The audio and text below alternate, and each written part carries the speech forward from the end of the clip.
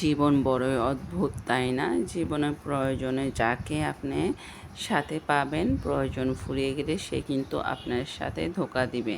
সেটাই হচ্ছে বাস্তবতা। আর কথাটি কেন বলছি পুরো ভিডিও দেখলে বুঝতে পারবেন।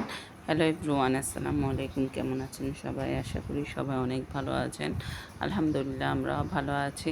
আজকে একটি নতুন ব্লগ ভিডিও শেয়ার করছি। আশা করি আজকে ভিডিওটি ভালো লাগবে। আজকে আমি রান্না করব চিকেন দিয়ে, আলু দিয়ে। আমার বাসায় যেন চিকেনটা প্রতিদিন রান্না করা লাগে, কারণ আমার ছেলে একদম মুরগির মাংসই ওর লাগবে। গরু মাংস রান্না করে সে বলে যে সেটা নাকি কালো মাংস সে খাবে না।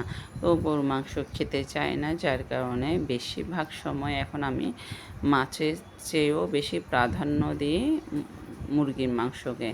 কেননা মুরগির মাংসটা না হলে সে ভাতে খাবে না, প্রয়োজনে ভাত খাওয়া ছেড়ে দিবে, তারপরেও তার মুরগির মাংসটা লাগবে।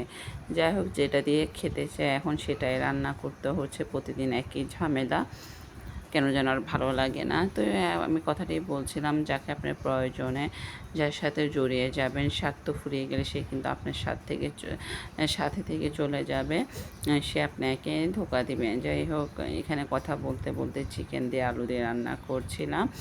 এটা কিন্তু সোনালি মুরগি ছিল।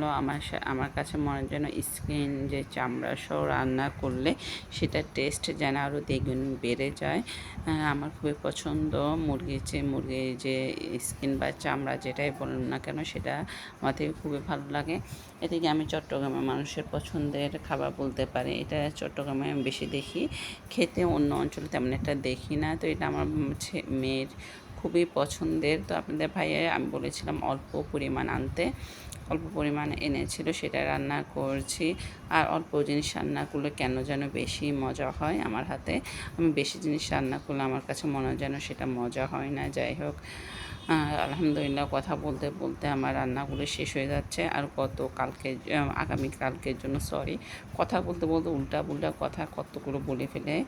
এখানে আগামীকালকের জন্য আমি মাংস রান্না করে নিচ্ছি। আজকে একটু কাজের প্রেশার হলো, আগামীকাল একটু রিল্যাক্সে থাকা যাবে। আমার আগামীকাল প্রচুর কাজ, যার কারণে এটা এখন হাতে মেখে বসিয়ে দিব আর এটা রেখে দিব যেন এটা আগামীকাল হয়ে যায়। তো আজকের ভিডিও এই পর্যন্ত। সব ভালো থাকবেন, সুস্থ থাকবেন। আসসালামু আলাইকুম।